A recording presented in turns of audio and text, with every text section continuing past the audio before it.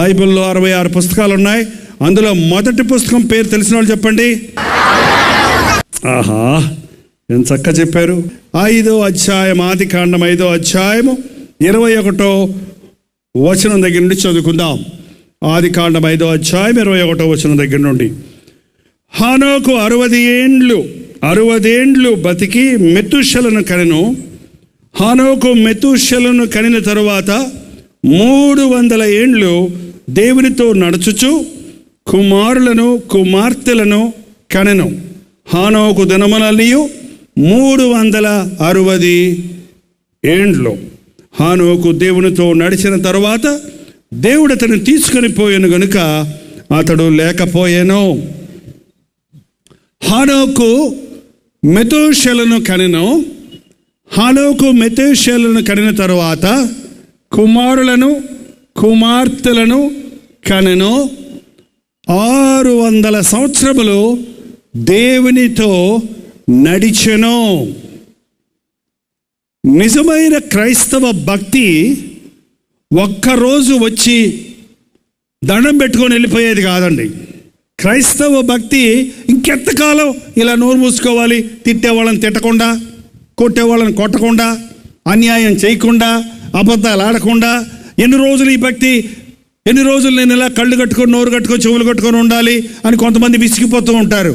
కానీ నిజమైన క్రైస్తవ భక్తి కొద్ది రోజులో కొన్ని సంవత్సరాల్లో కాదండి.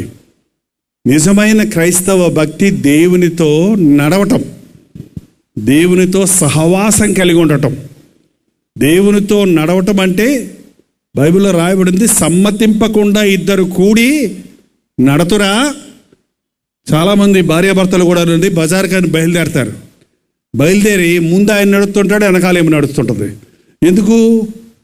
ముందు బాగానే నడుస్తారు కొంతసేపు. చీర కొంటావా? నేను కొన్నావు. చీర కొన్నావు, కొంటా అంట. కొనకపోతే పా ఏంటంటే ఆయన ముందు ఈయన వెనకాల. ఏంటంటే చాలాసార్లు ఇద్దరు ఏక మనసు లేకపోతే పక్కన నడవలేరు, కలిసి నడవలేరు. ఈ రోజున చాలామంది జీవితాల్లో ఏకత్వం లేదు. భార్యాభర్తల్లో ఎక్కడ చూసినా తగాదాలే, ఎక్కడ చూసినా గొడవలే. కలిసి ఒకింటనే ఉంటారు, వండుకుంటారు, తింటారు, అవసరమైతే డబుల్ కాట్ మీదే పడుకుంటారు, కానీ మాట్లాడుకోరు. కానీ మనసు కలవదు. యథావిధిగా పిల్లలకి అంటారు, కుటుంబం నడుస్తుంది అనుకుంటుంటారు, కానీ ఏక మనసు లేదు, సంతోషం లేదు, ప్రేమ లేదు, ఐక్యత లేదు. కారణం ఇద్దరి మనసులు కలవటం లేదు. నేను గమనించి చూసింది ఏంటంటే, అంటే పాపము ఎక్కడ ఉంటుందో ఆ పాపం అండి ఇద్దరు మనుషుల్ని అతకనివ్వదు. ఇద్దరు మనసులు అతుక్కోరే, ఇద్దరు మనసుల మధ్య పాపం ఉందంటే వాళ్ళు ఇద్దరు కలిసి బ్రతకొచ్చు, మాట్లాడుకోవచ్చు, బిజినెస్ చేయొచ్చు, వేరే ఏమన్నా చేయొచ్చు, కానీ వారి ఇరువురి మనస్సులు మాత్రం కలవు. ఇరువురి మనస్సులు కలవాలంటే యేసుక్రీస్తు ప్రేమ అక్కడ ఉండాలి. పాపం మనల్ని వేరు చేస్తుంది. ఎంతోమంది కుటుంబాల్లో మనుషులు వేరైపోయి ఉన్నారు. ఎంతోమంది భార్యాభర్తలు వేరుపడిపోతూ ఉన్నారు. పట్టణాల్లో వేరుపడుతున్నారు, పల్లెల్లో వేరుపడుతున్నారు. నాకొచ్చే ఉత్తరాలు నేను చదివినప్పుడు ఎంత బాధ కలుగుద్దంటే, నా భర్త నన్ను వదిలేసి వెళ్ళిపోయాడండి, నాకు విడాకులు ఇచ్చేస్తానంటున్నాడండి, నా భర్త నాకు కావాలి, మా అత్తమామలు నన్ను వద్దంటున్నారు అని ఎంతమంది భార్యాభర్తలు వేడిపోతున్నారు. చాలామంది పురుషులు కూడా ఈ రోజున నా భార్య విడిచిపెట్టి వెళ్ళిపోయింది, నేను వద్దంటుంది, నాకు నా భార్య కావాలి, నాకు కావాలి అని అతను అంటున్నాడు, కానీ ఆమె రానంటుంది. నా భర్త కావాలని మరొకరు అంటున్నారు, ఆయన వద్దంటున్నాడు. ఇదే సంగతి. రెండు చేతులు కలిస్తే కానీ ఏమవుదంటండి, చప్పట్లు కొట్టలేవు. ఒక్కొక్క చెయ్యి చప్పట్లు కొట్టి చూపించండి చూద్దాం. టుక్కు టుక్కు టుక్కు టుక్కు అనుకోవాల్సింది ఏమి లేదు అక్కడ. ఏంటంటే చాలామంది జీవితాల్లో ఏక మనసు లేదు.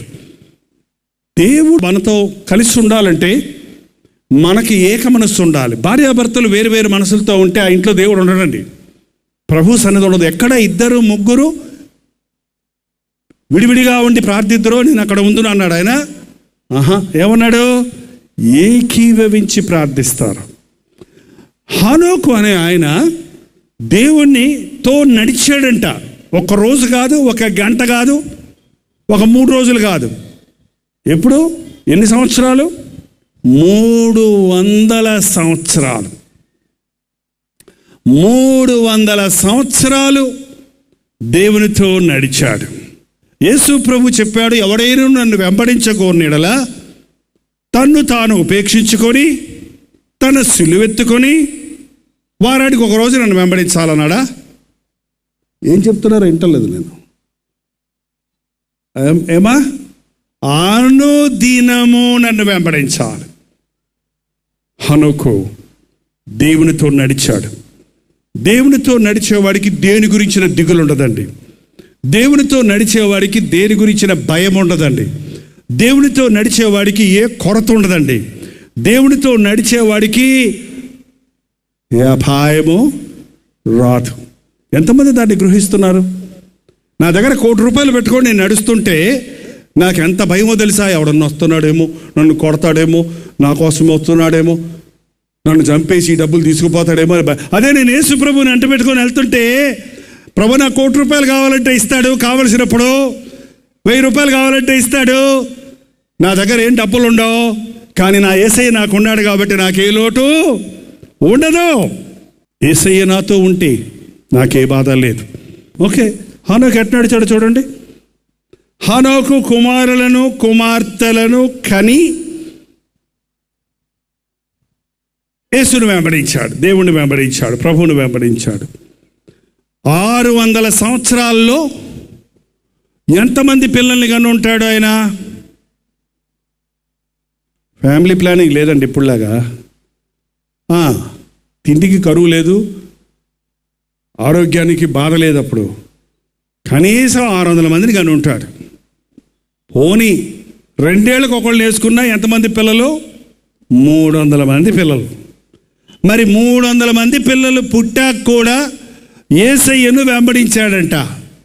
చాలామంది ఈ రోజుల్లో యవ్వనస్తులు చెగ్గున దేవుని సేవ చేస్తామని, దేవుని కోసం పరుగులు ఉరుకులు వేసి ఇలాంటి పనులు చేయడానికి, దేవుని కొరకు ఏదైనా చేయాలన్నా, సువార్త సేవ చేయాలన్నా, పాటలు పాడాలన్నా, పరుగులు తీయాలన్నా రెడీగా ఉంటారు.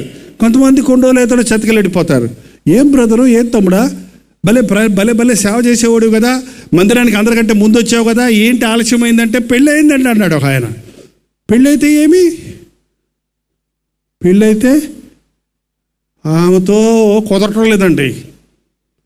తొందరగా రెడీ అవ్వమంటే రెడీ అవ్వదండి. ఏంటండి, వదిలేసి వస్తే మళ్ళీ మీరు తిడతారని వెంట పెట్టుకొని ఆమెను అనే ఆశీర్వాద ప్రార్థన వచ్చేటప్పుడు వచ్చి చేరుతున్నామండి. ఏంటండి, కొంతమంది ఒంటరిగా అయితే పరిగెడతారు, భార్యతో పరిగెత్తమంటే ఇప్పుడు చెప్పండి, మేము భార్యాభర్తలు ఇద్దరం దేవునితో నడుస్తున్నాం, నేను నా భార్య లేక నేను నా భర్త దేవుడు కలిసి నడుస్తున్నాం అన్నవాళ్ళు చేసి చూపించండి. తగ్గిపోయింది. మంచి విశ్వాసుల కుటుంబాలు ఉన్నారు ఇక్కడ. ధన్యులు మీరు. నువ్వు ప్రభువును వెంబడించాలనుకున్నప్పుడు అడ్డం వేసేది బయట వాళ్ళు అడ్డం వేస్తే నువ్వు ఆగిపోవు.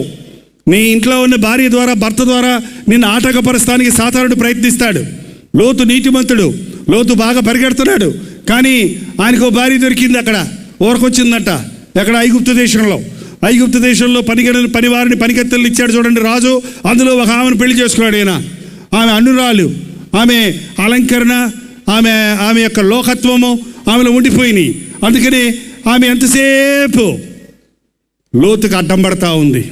అబ్రహాముతో, విశ్వాసపరుడైన అబ్రహాము శారాలతో లోతు పరిగెత్తాడు, సంతోషంగా వెంబడించాడు. దేవునితో అబ్రహాము నడుస్తుంటే అబ్రహాముతో పాటు లోతు నడుస్తున్నాడు. కానీ ఒక సమయం వచ్చేటప్పటికీ వేరుపడిపోదాం. లోతుకి ఇష్టం లేదు వేరుపడటం, కానీ ఎవరు వెనకాల? అమ్మగారు. ఎవరండి? ఆమె పేరు లేదు బైబిల్లో. ఏం పేరండి ఆమె పేరు? లోతమ్మ, లోతు భార్య. ఏం చేసింది? వేరుపడిపోదామండి. ఈ శారతో ఉంటే సినిమాలకు వెళ్ళినవటం లేదు, ఈ అబ్రహాంతో ఉంటే మాట్లాడితే మోకరిల్లు ప్రార్థన అంటాడు. మనం వేరుపడిపోతే చక్కగా ఉంటుందండి. మనం వీళ్ళ దగ్గరే ఉంటే మనం బాగుపడము, పైకి రాము. ఏంటండి, నేను గమనించిందండి, దేవుని బిడ్డలతో ఉన్నప్పుడు మనం ఎంత అణిస్తే ఎంత ఆశీర్వాదం మనకి. నా జీవితంలోనండి 18వ సంవత్సరంలో యేసుప్రభుని తెలుసుకున్నా. 30 సంవత్సరాల వయసు వచ్చే వరకు దేవుని సేవకుల చేతి కింద అణిగి ఉన్నాను నా యమనకాలం అంతా. దేవుని మందిరంలో చాకరీ చేస్తూ, మందిరాన్ని ప్రేమించి, మందిరంలో పనులు చేస్తూ, సువార్త పనులు ముందుకు సాగడానికి, సేవకులు చెప్పినట్టుగా విని అణిగిమణిగి ఉండడానికి సహాయం చేశాడు. కాబట్టి యవ్వన కాలంలో తప్పిపోకుండా ఈ రోజు వరకు ఆరోగ్యంగా, బలంగా నా విశ్వాసాన్ని కాపాడుకొని, ఓవరకే పొగడ్తలకు, డబ్బుకి, లోకానికి లొంగిపోకుండా విశ్వాసాన్ని స్థిరపరుచుకున్నాను. యవ్వన కాలంలో కారిమోయట నరునికి మేలు. సరే, భార్యాభర్తలు దేవుని వెంబడిస్తున్నారు. మరి ఆ హనోకు భార్య మాత్రం ప్రభువుని వెంబడించారన్నదా? కుమారులు కుమార్తెలతో ప్రభువుని వెంబడిస్తున్నాడు. మీ బిడ్డలను సైతానికి అప్పచెప్పి మీరు మాత్రం పరలోకానికి వెళ్తారా?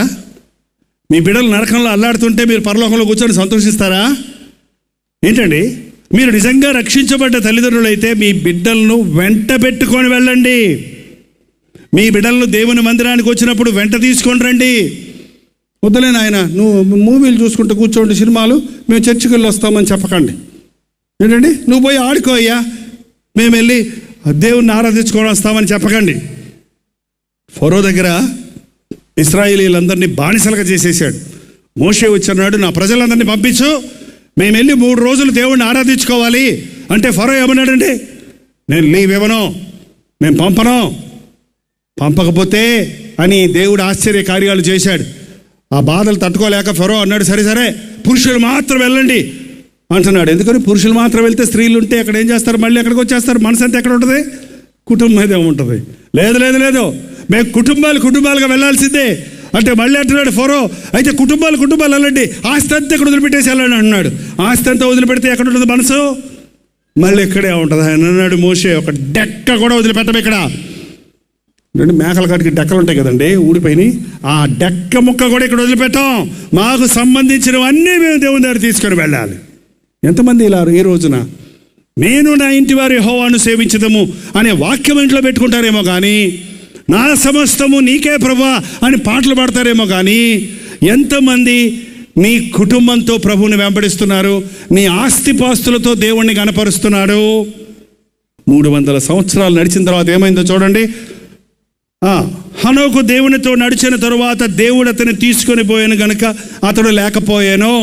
హనోకు దేవునితో నడిచిన తరువాత దేవుడు అతను తీసుకొని పోయాను గనుక అతడు లేకపోయాను. హనోకు దేవునితో నడిచిన తర్వాత దేవుడు అతను తీసుకొని పోయాను గనుక అతడు లేకపోయాను. ఇదేంటి? దేవుణ్ణి వెంబడిస్తుంటే లేకుండా పోయాడంటే ఎటు పోయాడు? ఏంటంటే ఎటు పోయాడు? దేవునితో నడుస్తూ వెళ్ళిపోయాడంటే ఎటు వెళ్ళిపోయాడు? సారా దాగేవాడు ఎమ్మట భుజం మీద చేసుకొని నడుస్తూ ఉన్నాం అనుకోండి, మనం ఎక్కడ తీసుకెళ్తాడు? సారా కొట్లో తీసుకెళ్తాడు. ఏంటంటే మనుషుల్ని వెంబడిస్తే మనుషులు వాడు ఇష్టం వచ్చిన దాన్ని తీసుకెళ్ళి దింపేస్తాడు మనల్ని అక్కడ. అందుకనే దుష్టుల ఆలోచన చొప్పున నడవక, పాపుల మార్గం నిలవక, అపహాసకులు కూర్చుండే చోట కూర్చోవద్దన్నాడు. పాపులతో స్నేహం చేయకండి, దుష్ట సాంగత్యము మంచి నడవడిక చెరుపును.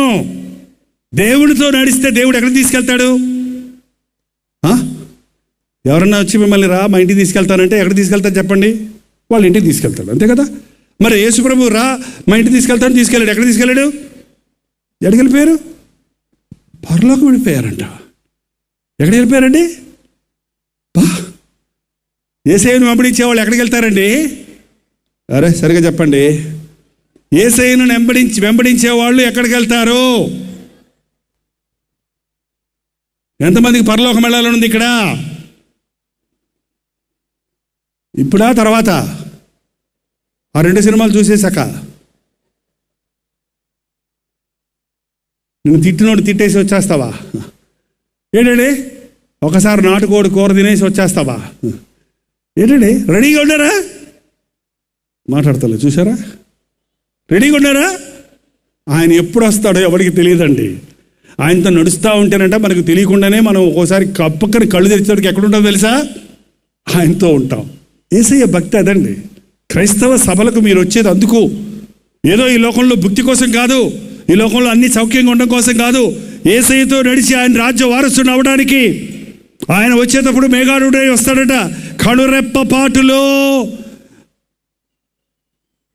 ఏమవుతామండి? మనం మార్పు పొందుతాం. మత్స్యమైనది ఒకసారి చదవరాదు. కొరింథీయులకు రాసిన 15వ అధ్యాయము 50. ఓకే, మర్మం దగ్గర నుంచి చెప్తారమ్మా. 52వ వచనం దగ్గర నుంచి చదువుదాం.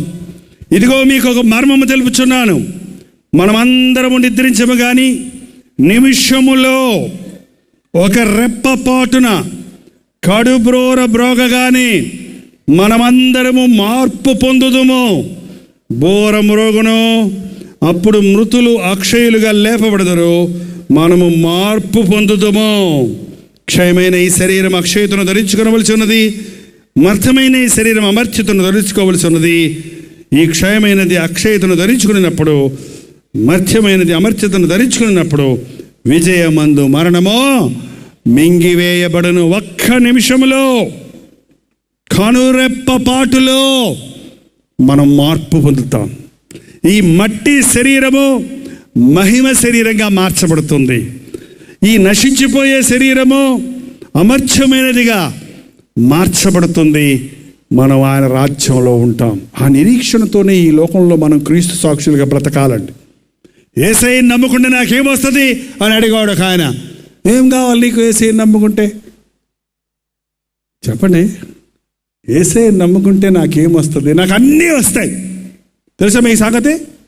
పరలోకం ఒకటే కాదు, ఇహమందును పరమందును 100 ఫలమిస్తానన్నాడు దేవుడు. కానీ మనం అంటే మార్కెట్కి వెళ్ళినప్పుడు వంకాయలు కేజీ, బీరకాయలు అర కేజీ కొనుక్కున్న తర్వాత ఏమడుగుతారు మీరు? నేను మార్కెట్ చేసేవాడిని, సంతలోకి వెళ్ళి, కాపురంలో సంతలోకి వెళ్ళి శుక్రవారం మంగళవారం మర్చిపోయాను. మార్కెట్ చేసిన తర్వాత ఏమడుగుతాం తెలుసా? కొనుక్కున్నాక కొసర అడుగుతాం. ఏంటండి? కొనుక్కున్నోడు కొసరా, కొనుక్కోకుండానే కొసరా? వంకాయలు ఎంతయ్యా? 5 రూపాయలు. బీరకాయలు ఎంతయ్యా? రేట్లు పెరిగిపోయినట్టున్నాయి, ఇప్పుడు 5 రూపాయలు కాదుగా. ఇంత ఖరీదు అంటే ఆ కొత్తిమీర కట్టంతా కొసరు ఇది కొసరండి, కొసరేస్తానని ఆ కొసరు ఇచ్చి వెళ్ళిపోతానని అనుకో, కొనుక్కోకుండా. కుదురుదా? ఇప్పుడు దేవుని దగ్గరకు వచ్చి అసలైంది వదిలేసి కొసరెత్తుకు వెళ్ళిపోతున్నారు. కొసర ఏంటంటే స్వస్థతలు, భూ సంబంధమైన ఆశీర్వాదాలు, నువ్వు అనుకున్నవి జరగటం, నీకు గర్భఫలం కలగటం, నీకు దేవుడు సహాయం చేసే అన్నీ కూడా కొసరు. అసలేంటి? ఆత్మ రక్షణ, పరలోక రాజ్య వారసత్వం. అది సంపాదించుకున్నోడికి ఇవన్నీ కొసరు. ఏమన్నీ? ఈ లోకంలో ఉండే బాధలన్నింటినీ జయించడానికి దేవుడు సహాయం చేస్తాడు. ఈ రాత్రి ఒకసారి ఆలోచన చేయండి. మీరు నిజంగానే యేసుప్రభువుని వెంబడిస్తున్నానన్నారు, కానీ నా బ్రతుకులో నేను కూడా యేసుప్రభువుని వెంబడిస్తున్నానండి. నాకేమి ఇది పూల పల్లకిలా లేదు. పూలపల్లి ఓహోమ్ ఓహోమ్ హోయ్, ఓహోమ్ ఓహోమ్ హోయ్ అంటారు చూడండి. అలాగే హ్యాపీగా ఏ బాధ లేకుండా, భారం లేకుండా ఉన్న పూల పల్లకీలో పయనించే జీవితంలో లేదు. యేసు ప్రభువుని వెంబడించడం అనేది ముళ్ళ పొదల మీద నడుస్తున్నట్టుంది. ఏంటండి? చాలా కష్టాలు, శ్రమలు, ఈ లోక సంబంధమైన నిందలు, అవమానాలు, బాధలు, వేదనలు అనేకమైనవి ఉన్నాయి. కానీ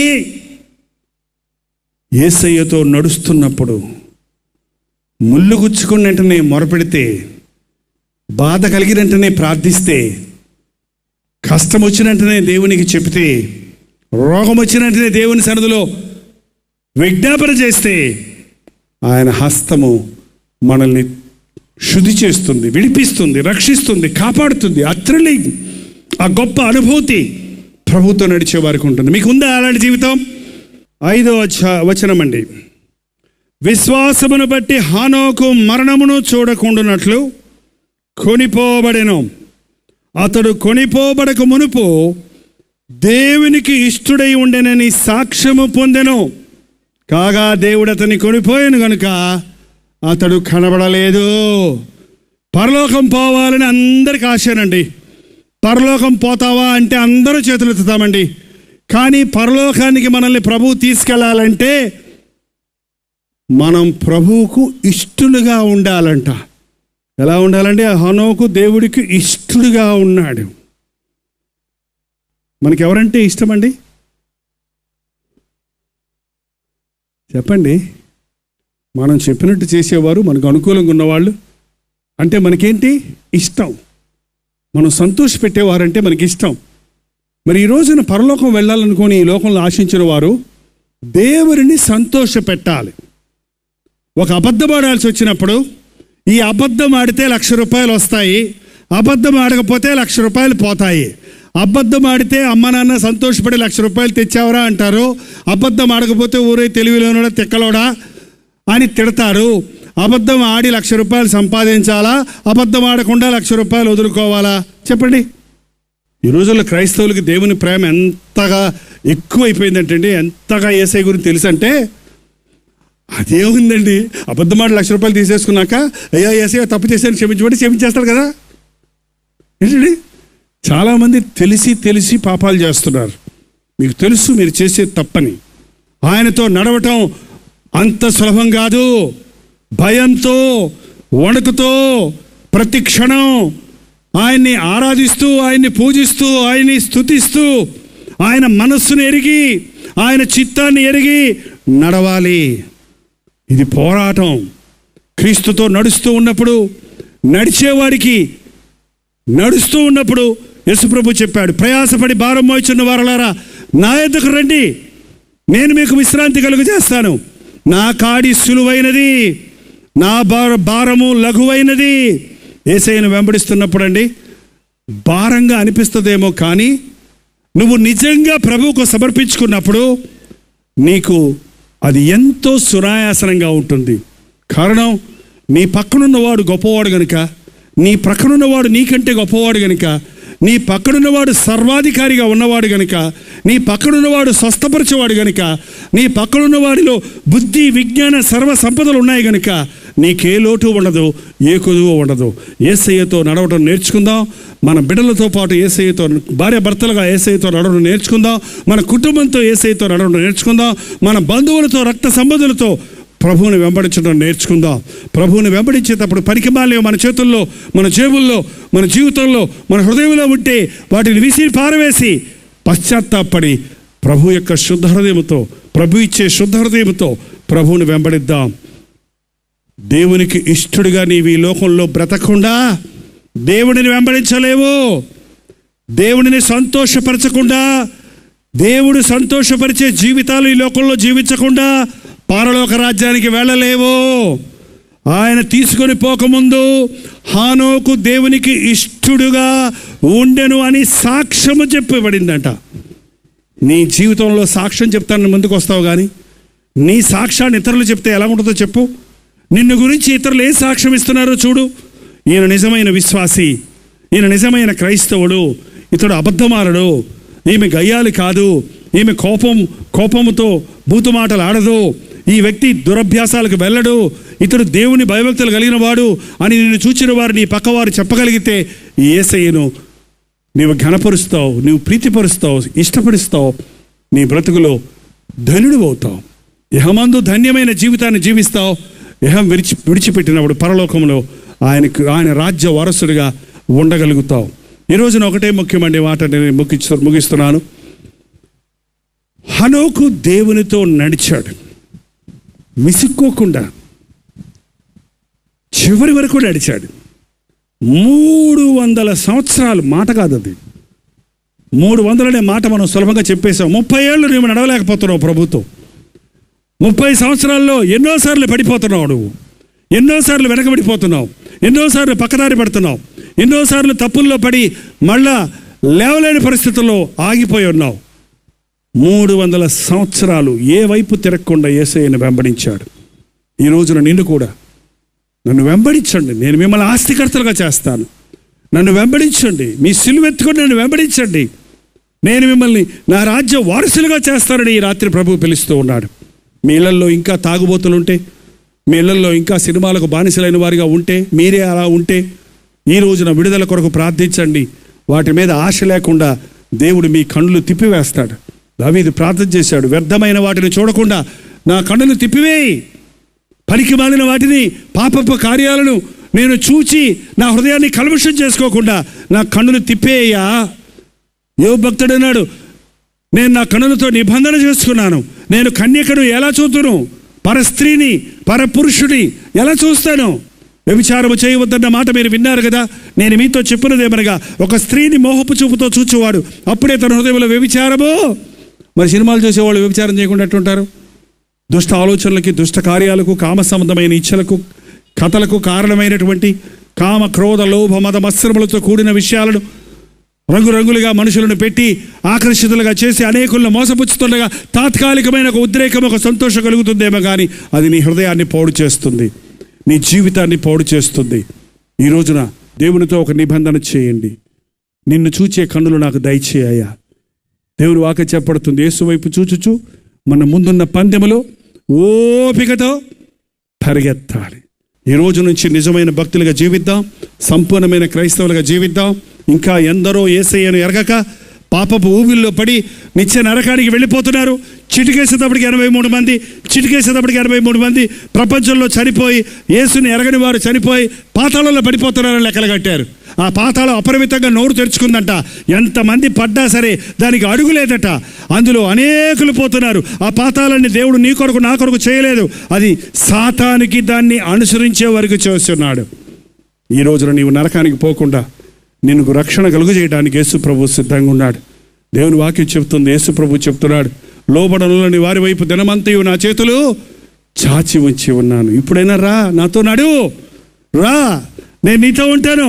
నీ భుజం మీద భుజం వేసి నీ చేయబట్టి దిగులు పడకు, భయపడకు, నీ చేయబట్టుకొని నేను నిన్ను నడిపిస్తానన్న ప్రభు మనకి అందుబాటులో ఉన్నాడు. విశ్వసిస్తే నీ చేతులు ప్రభు చేతులకు అప్పగిస్తే పడకుండా కాపాడేవాడు, పడితే లేవనెత్తేవాడు, ఆయన రాజ్యము చేరే వరకు నేను నడిపించే యేసుక్రీస్తు ఎంత గొప్ప దేవుడో నీ బ్రతుకులో అనుభవిస్తావు. దయచేసి తలలు వంచండి, ప్రార్థన చేసుకుందాం. కొద్ది నిమిషాల్లో మనం అందరం వెళ్ళిపోతున్నాం. ఈ సమయంలో ఎవరు కదలొద్దండి. 1 నిమిషం 2 నిమిషాలు ముందెళ్ళి మీరు చేసేది ఏముండదు. ఈ ప్రార్థనా సమయంలో దేవుడు ఒక అద్భుతాన్ని జరిగించబోతున్నాడు. ప్రతి ఒక్కరూ దయచేసి కళ్ళు మూసుకోరండి. అందరం లేచి నిలబడదాం, అందరం లేచి నిలబడదాం. అందరం లేచి నిలబడి మన 2 చేతులు ఆకాశం వైపు ఎత్తి, ప్రభా నీతో నడుస్తానయ్యా, నిన్ను వెంబడిస్తానయ్యా, నా భర్త ఇంకా మారలేదు, నా భర్తను మార్చు నాయన, నా భార్యను మార్చు ప్రభువా, నా బిడ్డలందరూ మారాలి నాయన, నా కుటుంబం అంతా పరలోకంలోకి రావాలయ్యా, మేమెవరూ నరకానికి పోకూడదు నాయన, నిన్ను వెంబడిస్తామయ్యా. ఈ లోకంలో బ్రతికినంత కాలము నీతోనే నడుస్తావు నాయన. నా మట్టుకైతే బ్రతుకుట క్రీస్తే అనే మనసు మాకు దయచేయ్యా. లోకంలో పాపాలు చూసి ఆకర్షించబడి, లోకంలో మనుషులు చూసి కృంగిపోయి, లోకంలో పరిస్థితులు చూసి దిగజారిపోతున్నానయ్యా. అయ్యా, లోకంలో ఏం మేలైనా కీడైనా, నష్టమైన కష్టమైన యేసు వైపు చూచే కనులు నాకు దయచేయి తండ్రి. నోరు తెరిచి ప్రతి ఒక్కరు ప్రార్థన చేద్దాం. నోరు తెరిచి, యేసయ్యా నాకు తోడుండు, ఈ రోజు నుండి నీతో నడుస్తానయ్యా అని మనస్ఫూర్తిగా చెప్పండి. పరిశుద్ధుడా, ప్రేమగల తండ్రి, ఒక్కసారి ఆవరణలో కూడి వచ్చిన నీ బిడ్డలను చూడు నాయన. అనేక స్థలముల నుండి ఎంతో ఆసక్తితో ప్రయాణాలు చేసి ఈ ఆవరణలోనికి వచ్చిన వారిని చూడు నాయన. నీతో నడవాలని, నిన్ను వెంబడించాలని, నీ రాజ్య వారసులు అవ్వాలని వారి హృదయ వాంఛను తీర్చుము నాయన. ఈ లోకంలో మాకు కలిగే శ్రమలు, మాకు కలిగే పోరాటాలు, మాకు కలిగే శోధనల్లో నీవు తోడుంటే మాకు చాలు అన్న ధైర్యాన్ని, విశ్వాసాన్ని మాకు కలుగజేయము తండ్రి. యేసయ్యను నేను విడిచిపెట్టాను, వెనకబడిపోయాను, నేను జారాను, పడిపోయాను, ప్రభువుకు దూరమయ్యానని ఎవరైతే గ్రహించుకొని పశ్చాత్తాపడుతున్నారో అతి వారిని నీ బలమైన గాయపడిన హస్తముతో లేవనెత్తము నాయన. మరలా పాపములోనికి పోకుండా, మరలా త్రాగుడుకు బానిసలు కాకుండా, మరలా సినిమాలకు బానిసలు కాకుండా, మరలా పాత స్వభావానికి చోటు ఇవ్వకుండా మీ ఆలయాన్ని, మీ సన్నిధిని ప్రేమించుటకు, నీ పాదాల దగ్గర సమకూడుటకు, నీతో నడుచుటకు సహాయం చేయి నాయన. ఇప్పుడే పరిశుద్ధాత్మ కార్యాలు మా మధ్య జరిగించుము. మా చుట్టూన్న వారు నువ్వు యేసుని వెంబడిస్తున్నావే, నీకేమొచ్చింది అన్నప్పుడు అయ్యా, మా బ్రతుకుల్లో ఉన్న కొరతలు, మా బ్రతుకుల్లో ఉన్న బాధలు మా పక్కవారు చూచి హేళన చేయక్కర్లేకుండా మా బాధల నుంచి మమ్మల్ని విడిపించు నాయన. యేసయ్యను నమ్ముకున్నావే, నీకు బిడ్డలు కలగలేదే అని నిందను భరిస్తున్న సహోదరుల గర్భాలను ఈ రాత్రి నజరేయుడైన యేసుక్రీస్తు నామములో తెరచున్నాము తండ్రి. యేసు ప్రభువుని నమ్ముకున్నావు, నీ ఇంటిలో సమాధానం లేదే, నీ ఇంటిలో నీ బిడ్డలు మారలేదే అని నిందలు పడుతున్న వారిని ఈ రాత్రి అటువంటి యవన బిడ్డల మీద నీ ఆత్మను కుమ్మరించిన ఆయన కుటుంబాలు రక్షించబడి సంతోషముతో నీ సన్నిధి కొరకు పరుగులెత్తు వారికి ఉండుటకు సహాయం వచ్చేమో. యేసయ్యను వెంబడిస్తున్నానంటూనే సాతానుకు లోబడిన వారిని, సాతానుకు చోటిస్తున్న వారిని నజరేయుడైన యేసుక్రీస్తు నామములో ఈ రాత్రి విడుదల చేయించినాము నాయన. నేను నా ఇంటి వారు యెహోవానే సేవించుదుము అన్న మాటతో ఇక్కడి నుంచి వెళ్ళడానికి సహాయం చేయము. మాతో రమ్ము నాయనా, నేడు నేను నీ ఇంట ఉండవలసి ఉన్నది అని జక్కయ్యతో చెప్పినట్లుగా ఈ రాత్రి ఈ ఆవరణలోనికి వచ్చిన వారందరూ నిన్ను మోసుకొని వెళ్ళడానికి, నీ సన్నిధిని తోడుకొని వెళ్ళడానికి, వారి గృహాలకు రక్షణ కలగడానికి, వారి జీవితాలకు సమాధానాలు కలగడానికి, ఆ కుటుంబాల్లో ఉన్న కీడు, నష్టము, శాపములు క్రీస్తు రక్తములో కొట్టివేయబడి సమాధానము, దీవెన, ఆశీర్వాదము కలగడానికి సహాయము చేయము. పరిశుద్ధాత్మ కార్యాలను మా అంతరంగాల్లో కొనసాగించుమని యేసు క్రీస్తు నామములో అడుగుచున్నాము తండ్రి. మన తండ్రి అయిన దేవుని యొక్క ప్రేమయు, కుమారుడైన క్రీస్తు యొక్క కృపయు, ఆదరణకర్త అయిన పరిశుద్ధాత్మ యొక్క సహవాసమును కూడి వచ్చిన మనందరికీ ఇప్పుడును సదాకాలమును తోడై ఉండును గాక. ఆమేన్, ఆమేన్, ఆమేన్.